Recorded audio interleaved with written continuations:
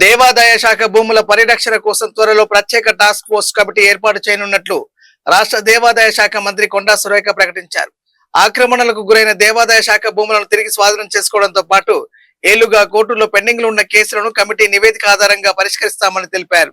హైదరాబాద్ లో తెలంగాణ సారస్వత పరిషత్తులో 51 మంది దేవాదాయ శాఖ ఉద్యోగులకు ఈవోలుగా పదోన్నతి ఉత్తర్వులు అందజేసిన మంత్రి అర్చక సంక్షేమ నిధి ద్వారా పదవి విరమణ చేసిన అర్చకులకు గ్రాట్యుటీ ఉత్తర్వులను కూడా పంపిణీ చేశారు. ఎన్నో ఏళ్లుగా పదోన్నతుల కోసం ఎదురు చూస్తున్న ఉద్యోగులకు కాంగ్రెస్ ప్రభుత్వం న్యాయం చేసిందని, పదోన్నతి పొందిన అధికారులు దేవాదాయ శాఖకు మంచి పేరు తీసుకురావాలని ఆ మంత్రి ఆకాంక్షించారు.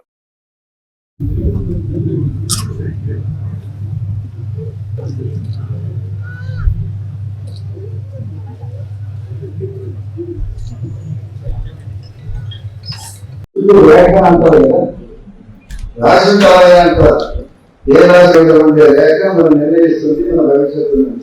ఆ రేఖ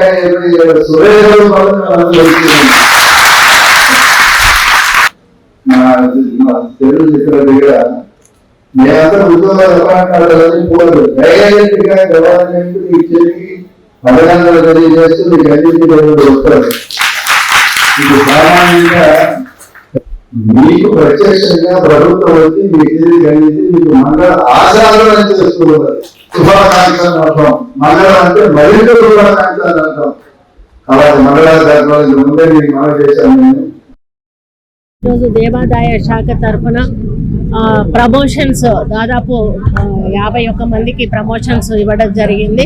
అంటే వాళ్ళందరూ కూడా దశాబ్దాల తరబడి 20 ఏళ్ళు 30 ఏళ్ళ నుంచి కూడా ప్రమోషన్ల కోసం ఎదురు చూస్తూ ఉన్నారు. చాలా మంది రిటైర్మెంట్కు దగ్గరలో నెలల తేడాలోనే రిటైర్మెంట్కు దగ్గరలో ఉన్న వాళ్ళకి ఈరోజు మేము ఈవోలుగా ప్రమోషన్ ఇవ్వడం చాలా హ్యాపీగా ఉంది. వాళ్ళు అనుకున్నారు అసలు మేము ఈవోగా రిటైర్ అవుతామా కామా అనేటువంటి ఒక సందిగ్ధంలో బాధలో వాళ్ళు ఉన్న సమయంలో మరి మేము మా డిపార్ట్మెంట్ కమిషనర్ గారు అయితేమి, సెక్రటరీ గారు అయితేమి, ఏసీలు అయితేనేమి ప్రతి ఒక్కరూ కూడా చాలా పట్టుదలతోటి ఈ ఫైల్ అంతా కూడా మూవ్ చేసి ఈరోజు వాళ్ళ చేతికి ఆర్డర్స్ ఇవ్వడం జరిగింది.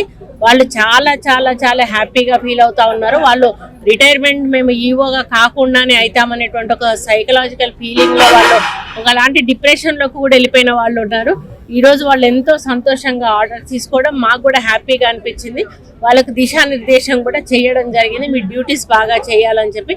కాబట్టి దేవాదాయ శాఖకు మంచి పేరు తెస్తారని వాళ్ళు ఆశిస్తూ ఈరోజు వాళ్ళందరికీ కూడా అభినందనలు తెలియజేసుకుంటూ కమిటీ చేసి వాళ్ళ ద్వారా మాకు రిపోర్ట్ తెప్పించుకొని ఏదైతే ఎంక్రోచర్స్ ఉన్నారో ఏ విధంగా వాటిని మనం చేజిక్కించుకోవాలి.